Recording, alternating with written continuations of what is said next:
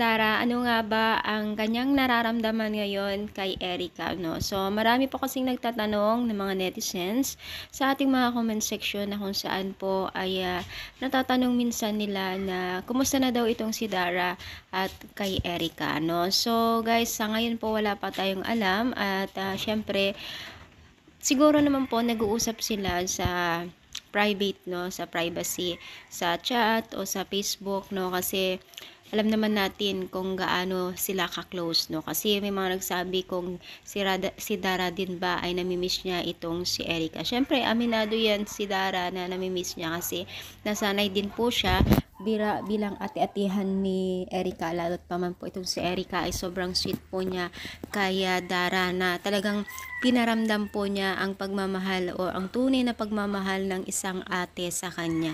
Kaya hindi po malayo na hindi mamimiss ito ni Dara, itong si Erica.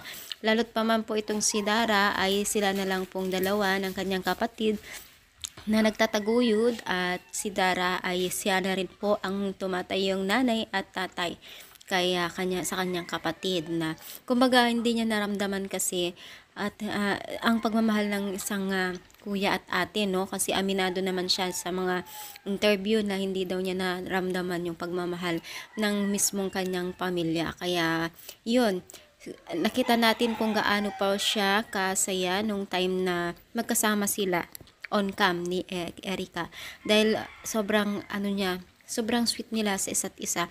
Kumbaga parang pinaramdam ni Erica ang pagmamahal ng isang ate sa kanya, no, at talagang inalagaan niya. Kaya kahit hindi sabihin o hindi man na sabihin ni Dara sa social media ay alam na natin na mamimiss niya talaga itong si Erica, no, kasi unang-una guys, itong si Dara ay parang naghahanap siya ng kalinga o kalingap. Syempre buti na lang nandyan po sila Kalingap Rab na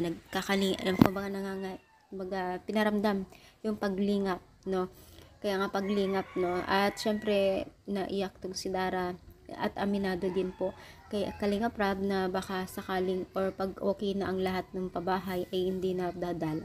Syempre, dadalaw pa rin po ang Team Kalingap, andyan pa rin subaybay nila kay Dara. Kasi unang-una, sinabi rin po ni Kalingap Rab na si Dara po ang pinaka-kawawa sa lahat ng Kalingap Angels. Totoo naman guys, no? So, inyong masasabi dito sa ating pag-support today's video. Comment na po ang ating komento. At syempre, supportahan po natin sila Kalingap Rab, Kuya Bal. Thank you so much and God bless po guys.